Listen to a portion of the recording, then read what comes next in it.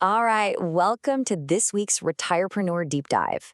Look, if you're a seasoned entrepreneur thinking about what's next, I'm guessing you've heard the same old advice a million times. Protect what you've built, guard your assets. But what if that's all wrong?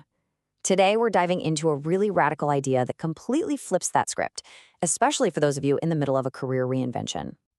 So let's just jump right in with a big question, one that kind of pushes back on decades of business wisdom. For founders with a ton of experience, the gut instinct is always to protect your turf, right? To build walls. But what if the real secret to your next big growth spurt isn't about building those walls higher, but about, well, tearing them down completely? And that, right there, brings us to what we're calling the second act growth paradox. Think of it as a whole new playbook for entrepreneurs in their 50s, 60s, and even beyond. It's a world where those old, tired strategies, they're just getting tossed out for something much, much bolder. Yeah, the old way of thinking was all about locking down your IP, building those big moats around your business to keep everyone out.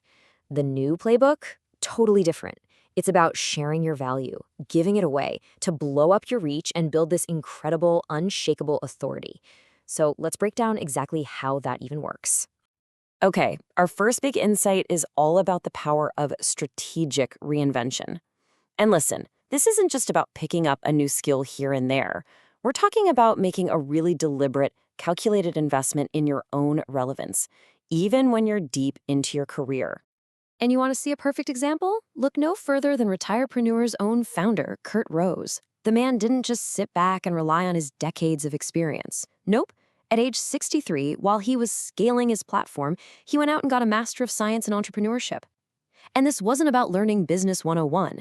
It was a strategic move to master the modern language of digital growth, of venture capital, of current startup strategy.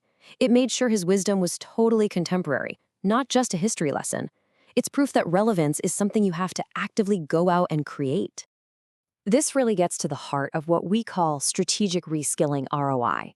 See, this isn't about catching up. It's a forward-looking investment.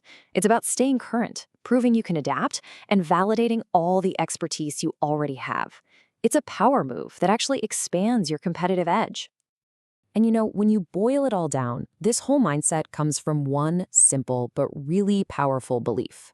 When you choose to invest your most valuable asset, your time, in mastering new tools, you're telling the world and yourself that you believe your best chapter is still ahead of you, not behind you. So once you have that confidence in your own reinvented value, you're ready for our second big insight, the power of free. And this is where the strategy gets really, really radical. We're talking about making your absolute best, most valuable content available to everyone. No strings attached. Let's just look at the math behind a decision like that. Sure, a paywall, it might bring in some short-term cash, but open access, that prioritizes something so much more valuable in the long run. We're talking scale, community, and true authority. When you tear down those barriers, you build a much bigger, more invested audience. It's a long game. And here's the real psychological kicker. For a lot of people transitioning out of their main career, looking to start something new, the biggest hurdle isn't the price of a course. It's confidence. It's that feeling of being completely overwhelmed. So when you provide massive value right up front, for free, you're directly tackling that hesitation head on. And we're not just talking about some flimsy PDF here. The free Retirepreneur Hub is packed with entire business-building frameworks, full guides to consulting, roadmaps for flexible work, even tools to help you avoid getting scammed. That level of generosity, it just builds incredible trust and cements the platform as the #1 resource. Okay, so that leads us perfectly into our third insight. Using your community not just to keep them engaged, but as a core part of how you actually develop your products. This is all about co-creating your offer. Now, this isn't just about making people feel included. Co-creation is an incredibly powerful strategy for mitigating risk. Think about it.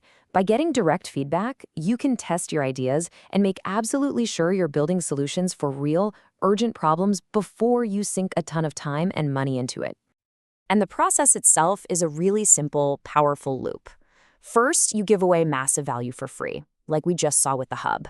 Then you ask for strategic input on what they need the most.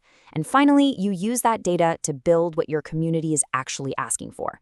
It basically turns your entire platform into a living, breathing laboratory. This quote just nails the whole idea, doesn't it? Your best ideas aren't going to come from you sitting alone in a quiet room. They're going to emerge when you build these tight, strategic feedback loops with the very people you're trying to help. Okay, so let's pull all this together. Let's synthesize this into a clear, new playbook for your second act. What are the core, actionable things we can take away from all this? It really comes down to these three things. Number one, keep reinventing. Strategic learning isn't about playing catch-up. It's about leading from the front. 2, remove friction.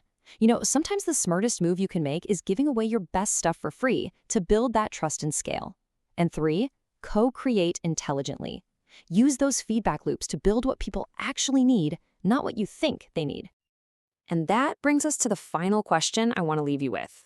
If today's most successful second act entrepreneurs are busy reinventing, sharing, and listening, what's the one assumption about your own business that might be holding you back? Think about that. Challenge that one assumption this week, and you might just unlock a whole new wave of growth.